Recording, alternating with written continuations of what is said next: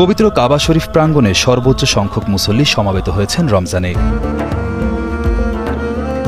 রমজানের ২২তম দিন থেকে ২৩তম রাত পর্যন্ত ৩০ লাখেরও বেশি মুসল্লি একত্রিত হয়ে এই মসজিদে নামাজ আদায় করেন, যা চলতি মৌসুমের অন্যতম বৃহৎ সমাবেশ। আরব ভিত্তিক সংবাদ মাধ্যম গলফ নিউজের এক প্রতিবেদনে বলা হয়, গেল ২৬-২৭ রমজানে মোট ৮ লাখ হাজি ও ৩.৪ মিলিয়ন মুসল্লি উপস্থিত ছিলেন মসজিদুল হারামে।